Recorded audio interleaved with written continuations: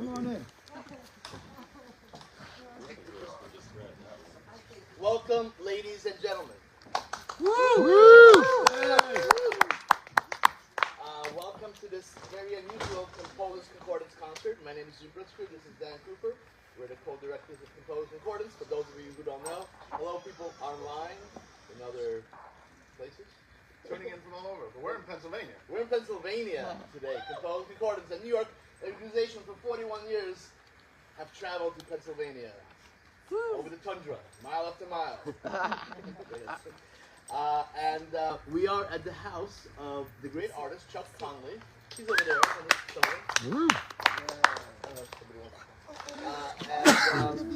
The concert is called Interpretations of Chuck Connelly Paintings. And we have a bunch of composers, poets, and the Concord Ensemble, and the Animals. And we all wrote music to some of the paintings. Some of the paintings are out here. We're going to talk about them as we go along. Some are not. Composers can take inspiration from so many different sources. There's such a wide variety of paintings that we have to choose from. In preparing for this concert event, we're going to hear a wonderful range of composition. The composers will talk a little bit before their pieces, and the poets, also inspired by the poems, will be joining with the ensemble. Absolutely, yes. And this is an outdoor concert, mostly for a very small, intimate audience, but we're glad that you could join us online. And we're streaming on our Facebook page, as some of you know.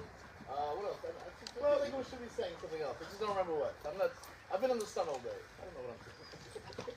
On the back of your program, we like to call attention to our next event, because we have so many events planned for this season. And so we are playing at a World Central Kitchen fundraiser. That'll be at St. John's in the Village, back in our home state of Manhattan. And that'll be next weekend, so we would love to see you there. Absolutely. And so yeah, we're gonna go. We have 6 pieces. There's 6 paintings. We're gonna talk about each painting, hear the poem, and hear the music. And we're gonna start. I think we just should start right off with Carli Muñoz. Carli, are you here? I'm here. Come on in. Carli's gonna paint him. Carlinious M. Is it Carli or Carlinious? Well, it's both, right? So Carlinious wrote the poem, Right. but Carli wrote the music. Yeah. So he decided to work with the person he likes the most. My double. And this is the painting that he. It's here. I'm gonna show the people in the world the painting. It's not here in the garden. So that's the painting. Can you talk about a little bit what you did? The painting. Well, I just found out yesterday that the painting is not around. Something happened to it. Not too much information on that, but all we know is that it's not here. There is another painting, I understand, that is sort of replacing that. It's a little different, and it's in the house. I suppose that Adriana can arrange to see that painting, right? Yes, absolutely. No, you can't. But this is the painting we're talking about. Everyone has a copy of it. It's, the name is /forward. The poem, the painting is forward slash. That's the name of the painting, of course, by the great Connelly. And so why choose that painting? Well, because it had a lot of emotion and content for me. It's very some people call it controversial, and that's attractive for me. And I don't want to give it away. That's why I printed this for you guys to have my accent. I'm from Puerto Rico. My accent might betray me. And reading the poem, I'm not an expert poem reader, so I suppose I will be after this one. So. What'd he say? Yeah, right. So, for those who will not understand what I'm saying, well, you can read it. It's right there. And I hope you will all raise your hands in the end. If you understand what I mean. I can talk a little more. I'd rather talk about it after, because I just don't want to give it away. It's a poem, and so the poem is the expression itself. The poem is a message. So hopefully this will suffice.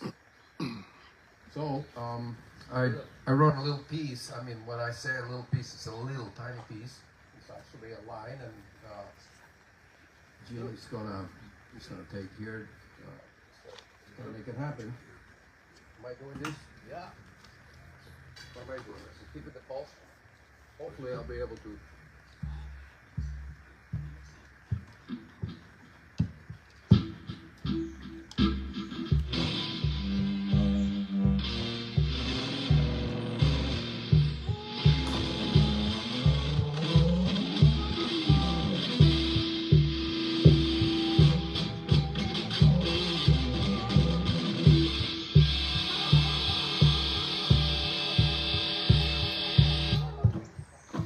Fuck! Convoluted attrition, brewing of past brimming innocence.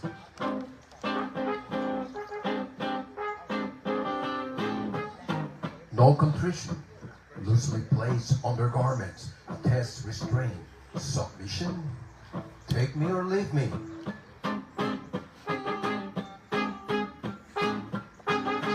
Far from somebody, nor dead or alive, striking shades of carmine and crimson.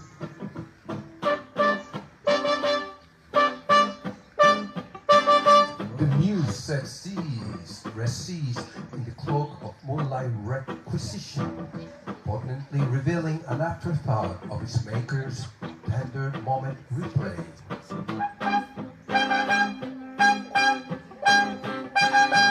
There she lays frozen, slashed forward, far from its once blossoming experience, tacit, ageless, under the ages of an embrace of what might have been.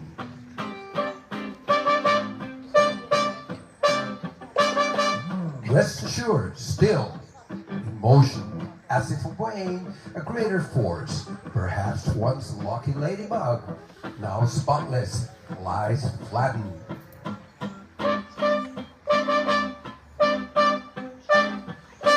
Lured by the reflection of the abysmal void of a consummate artist's self-delusion.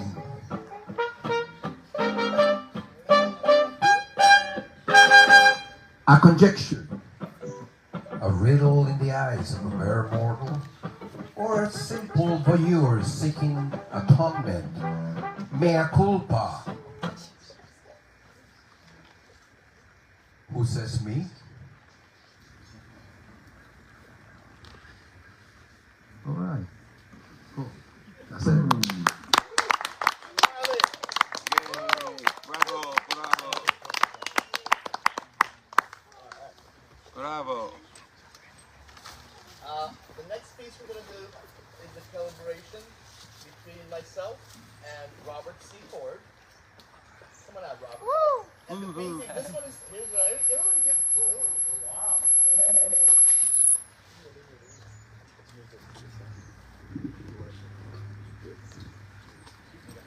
The painting is Testing called 1, 2. Animals in the Street, and it's a very famous painting. It's in the house, I believe. It's very Yes. large, so we're going to bring it out. It's in our bedroom. I have a hard copy. Yeah, it's so precious. It resides in Chuck's bedroom, but it caught my eye. It reminded me of the neighborhood I grew up in, where the humanoid animals that Chuck painted, the diversity kind of reflected the street I lived on, where we had a bunch of interesting characters that were probably misfits, but we all got along and played together just because of the proximity of living on the same street. So, there are no cliques. So a very eclectic group of friends I had growing up. And similar, when I talked to Chuck later, he said when he lived in Soho, or it was okay. It was inspired by the neighborhood he also had lived in. So very Franklin similar. Street Franklin Street. in Thank you. Tribeca. Awesome. Okay. And the title we came up with is So not the title Animals of in the the painting. Street is the name of the painting, and I tweaked it a little bit, and I called it the intersection of nature and humanity. Perfect. And for the music, I was inspired by watching Chuck's documentary about Chuck, where there was a scene where he was painting. He started to paint, and you couldn't really tell what was happening. It was a little atonal in a way. And as the painting was kept going, you could see figures appear and shadows and buildings, so kind of the music is inspired by that, where it's a little bit murky where we are until melody emerges, just like in his painting. So it's interesting to be inspired by ideas of art in music. It's quite different, so part of that.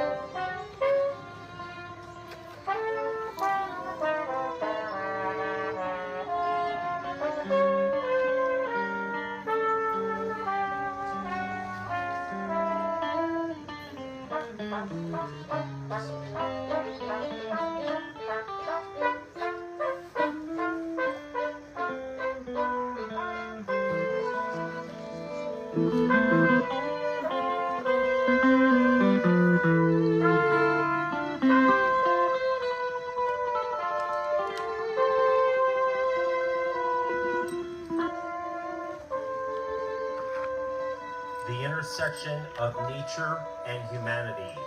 A hookah-smoking caterpillar. A horse with no name. I am the walrus. Werewolves of London.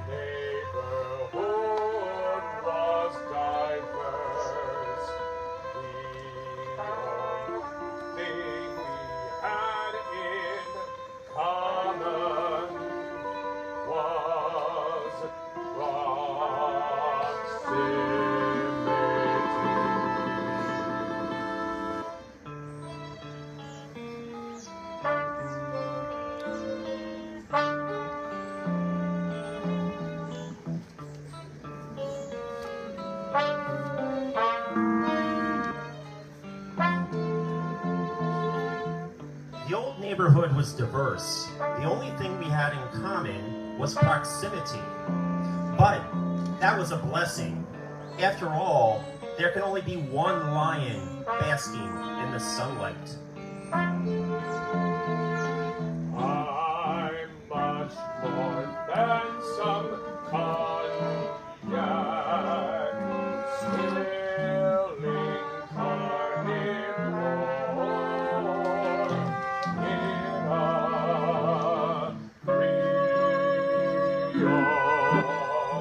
a still and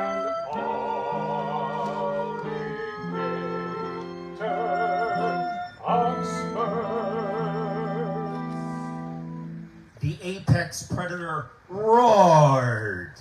He was a braggart who claimed he was a first cousin, twice removed from Bert Lahr, and threw outlandish cocktail parties on his yacht that was docked. He never learned to sail. Big Eye Tuna made a fortune trading salmon futures, then lost it all in a celebrity death pool, betting Keith Richards would be next to die. A sure thing if there ever was one. This was back in 1989.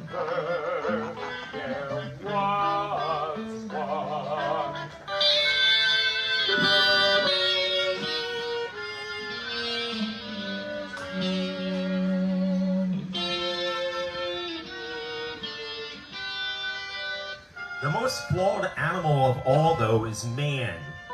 He may drink from crystal and defecate in porcelain, but give him $50 off a big screen TV on Black Friday, or turn on Monday Night Football, and behind a thin mask of civility, watch his primal instincts rage.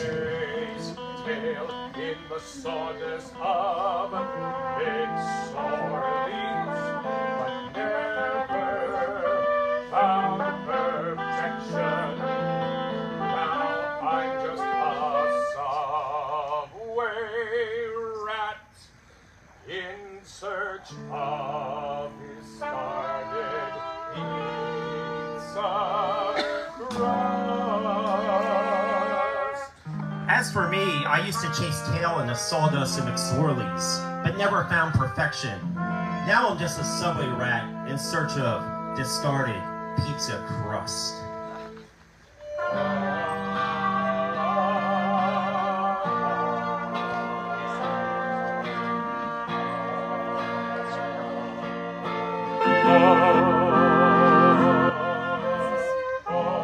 The Connelly was a mythical creature known to rage at watering holes, but behind flapping wings, fueled by smoke and booze, resided a tender bluebird, cradled in a nest of painted canvas.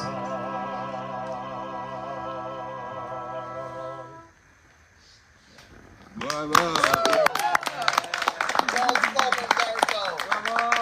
Good, good. Bravo, bravo.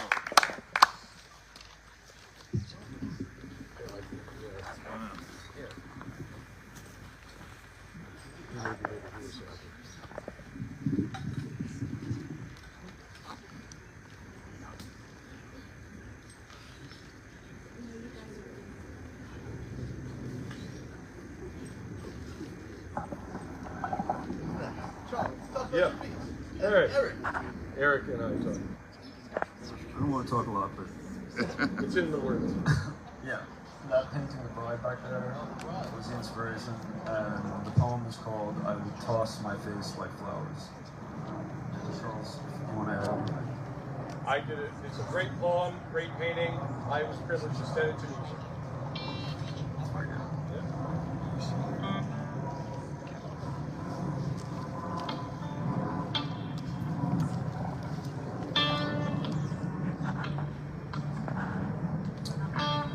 My mirror makes a cold bouquet, dead eyes crammed within a grin, lost in a ditch of days long lost.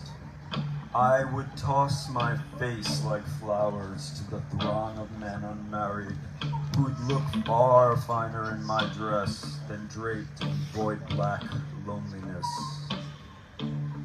And I would toss my face like flowers if I owned a strange, sad magic to the unwed grooms in graves, countless, damp in suits of forgotten rot, finger bone polished in each lapel that any crow would covet.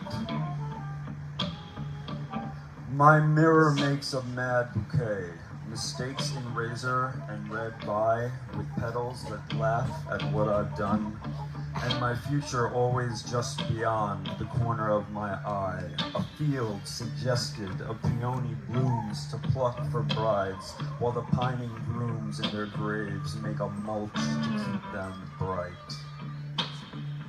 I would toss my face like a bridal bouquet into the crowd of countless stalkers who keep their vows until death at least, drawn though they be with the devil's chalk on the dark side of the bed. I would throw my face like a mirror to shatter, but the grooms below are weaving a bower, and my eyes, though veiled with cataract, yet see arson bright the pit and the night where my smile is expected.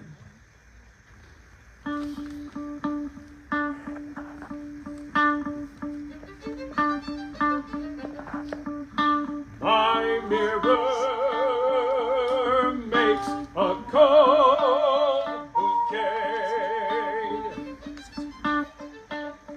dead eyes crammed within a grin, lost in a ditch of days long lost.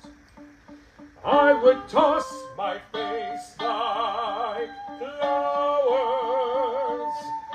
to the throng of men unmarried who look finer in my dress than draped in bold black loneliness.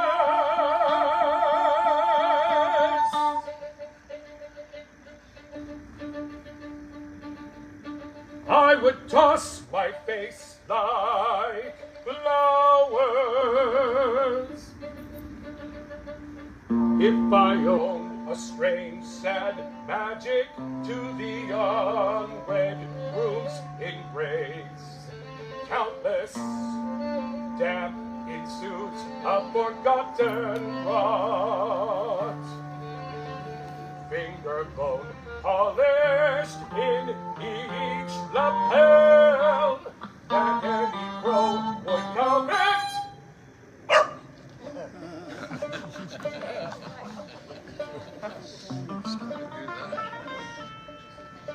My mirror makes a mad bouquet. Mistakes in razor and red bead, with petals that laugh at what I have done, and my future always just beyond the corner of my eye. A beard ingested, a peony blooms to pluck for brides, while the pinning grooves in their graves make a mulch to keep them bright.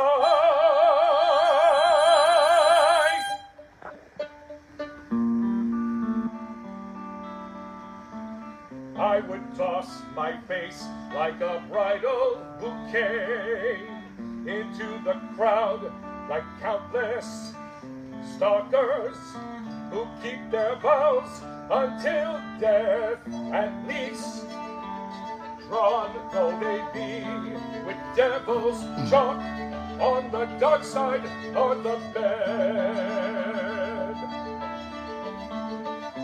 I would throw my face like a mirror to shatter, but the grooves below are weaving a flower, and my eyes, though veiled with cataracts, yet see us and right the pit and the night.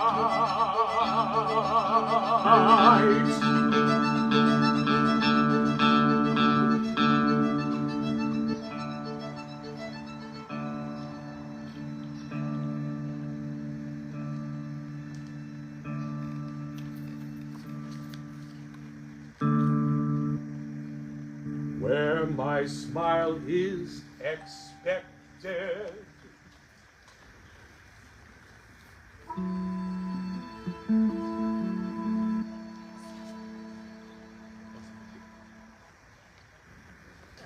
Yay! Beautiful. Lynn Bechtold violin, Franz Hackl trumpet. Yay!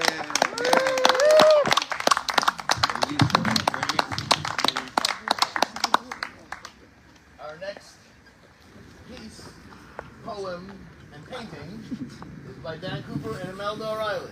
I chose the painting David Bowie. I grew up in Ireland, so he was one of my heroes of Shintown while growing up and then also as an adult. So this is my tribute to David Bowie. And so the first part of the composition will feature Imelda's poem.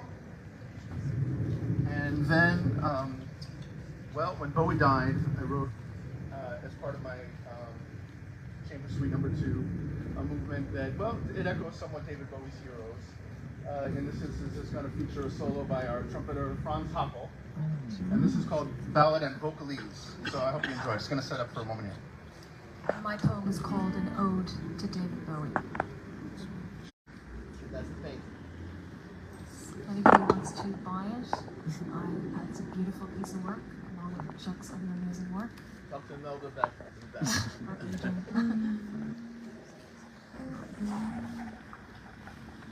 This is an alto flute, by the way. How's people? It's a regular flute, but he's better. It's very low.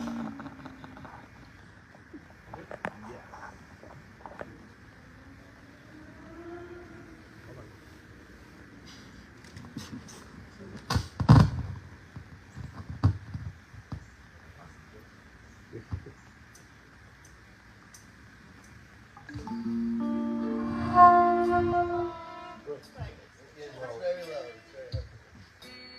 Just a moment, folks.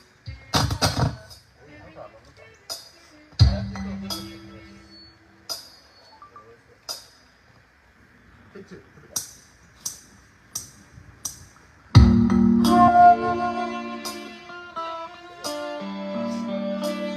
In this summer of ghosts flies a quicksand dawn for the man with the golden hair who sings morning's sacred song.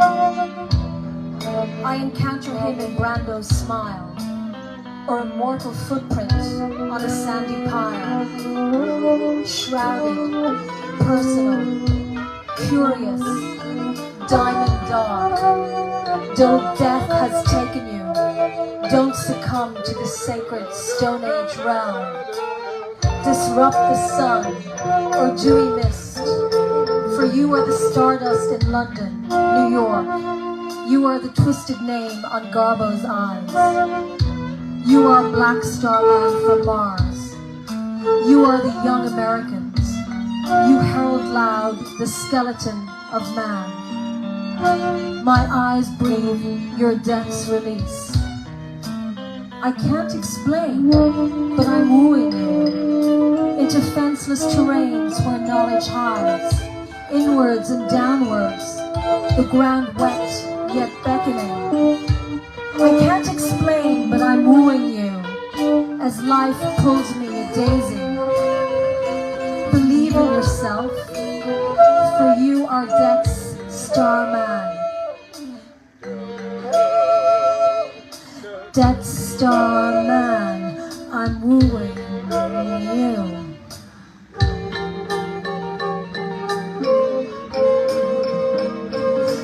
Death's Star Man, I'm wooing you.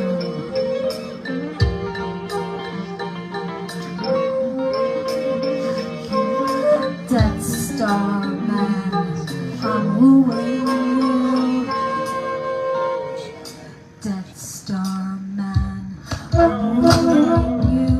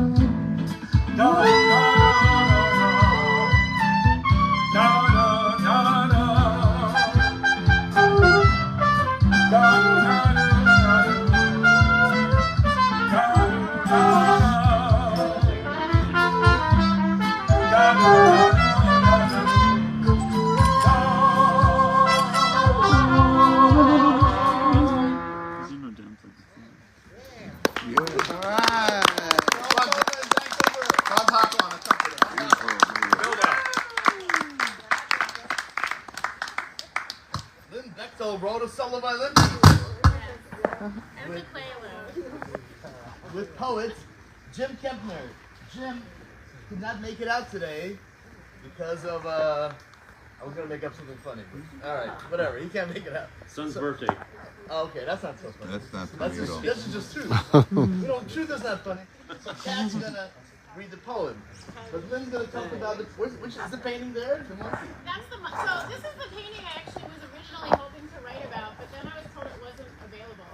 So I actually wrote about the other one, which is in the living room. But I love both of them. I'm a huge monkey fan since I was a child. Like one of my favorite animals. And so I loosely based this piece on these beautiful paintings of the chimpanzees. And then also I titled my piece "Infinite Monkey" for the theorem that if you put a typewriter in front of a monkey, they eventually will be able to type anything, Shakespeare, anything, which is really saying, that's just randomness. But I actually think monkeys could write Shakespeare. I think they're very smart animals. So, I think Shakespeare was a monkey. So that's why it's a lament for the monkey, because I think they actually could do it. So anyway, and would you like to say anything about the title of the piece? The title of the piece by Jim Kempner is called Ape Shit. Okay.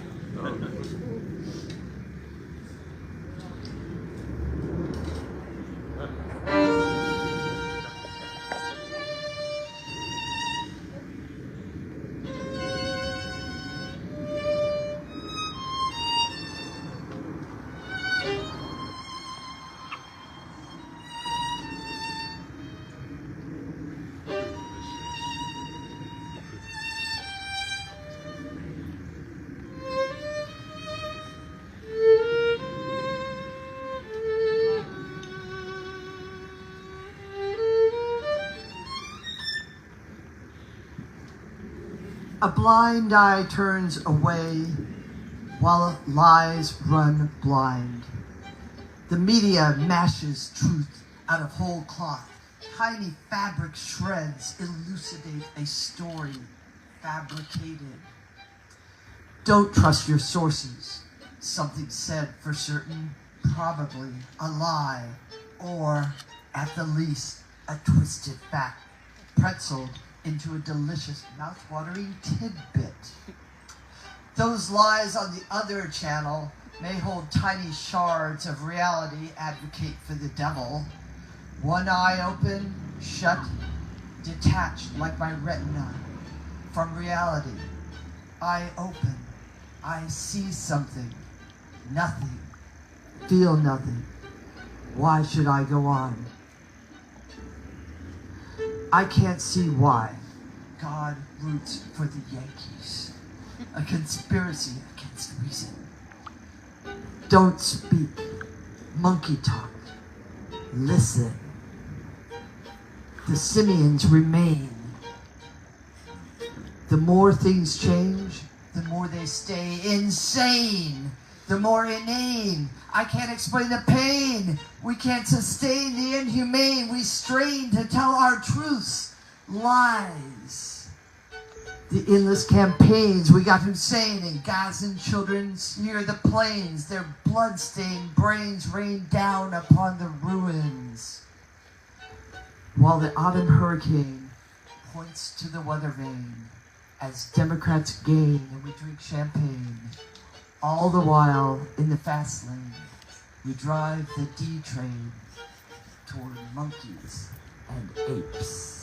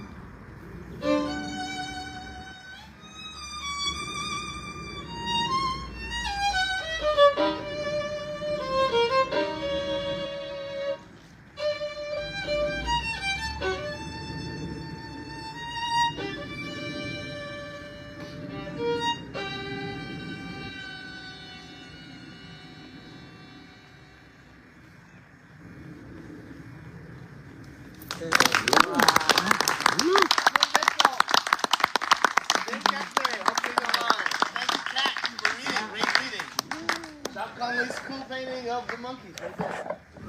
I was staring at it while I was playing. The last piece of the program, because it's a short program. Already started. Huh? You started drinking? Oh boy, that was baritone. So, this great painting called Deflating Earth by Chuck, which is beautiful, and the earth is deflating. Sure feels like that sometimes. The poets are Cat Georges and Peter I can never pronounce his last name. Carlaftes. Very good. Carlaftes? I got it good. Carlaftes. So they picked this painting, and they both wrote this cool poem. They sent me a recording of them reciting it, which is really fun to listen to and write music to their recording in a way. So we're going to play it for you right now. You guys say something. Yeah, this piece by Chuck Connelly, the great Chuck Connelly. Let's give a hand to Chuck Connelly. Chuck Connelly. Here he is here on our journal. He's been on the cover of our contemporary Dada journal last 2 years ago. Number 16. We're on 18. So thank you, Chuck. And that's the piece there, Deflating Earth. He said he put it on Facebook, and I think I contacted him within 5 minutes, and I said, we want to use it on the cover. He said, I knew you would do that. Well, of course. I knew you were going to want this piece. But it's a good, propitious thing. Okay. Deflating Earth.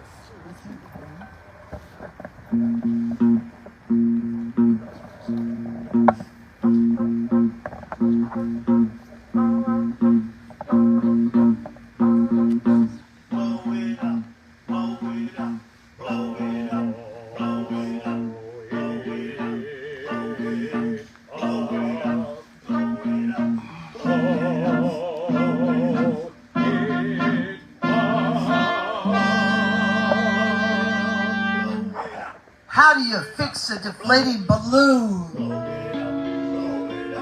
How do you fix a deflating ego? How do you fix a deflating economy?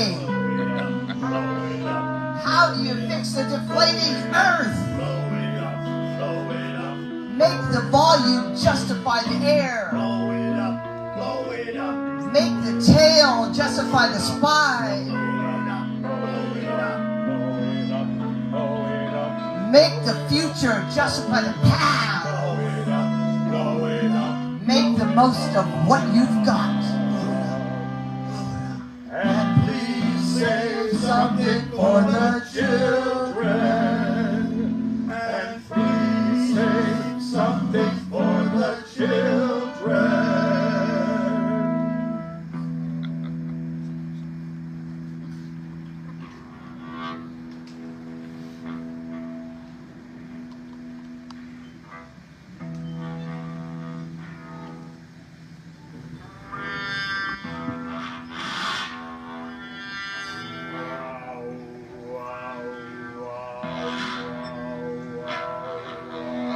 What in the world did we make of this place? We call home. We call home. We left the lights on, the water running, and the stove burning. We call home. We call home. We never once took out the trash. We call home. We call home. The stench, the heat, the clouds, the floods.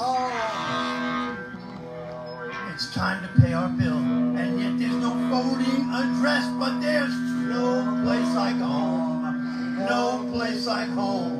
Come on, no place like home. Look your feet. No place like home. No place like home. No place like home. No place like home.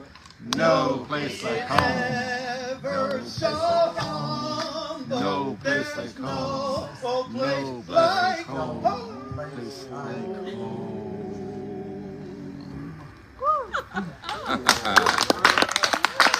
Beautiful.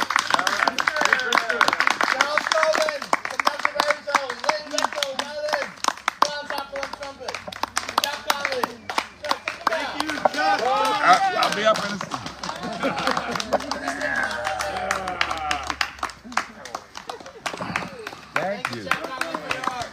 Thank you all. That was beautiful. Thank you, Chuck. What an honor. Thank you all. Thank you for everybody for coming out. Hilarious couple. We are. We are hilarious. Is this a tear in my eye? What? Oh. Yes. Wow. Thank you everybody for coming out, Yeah. and let's all Now hang drink out, up. drink and talk about things. Peace online. Let's get them paintings back in the house. Let's finish.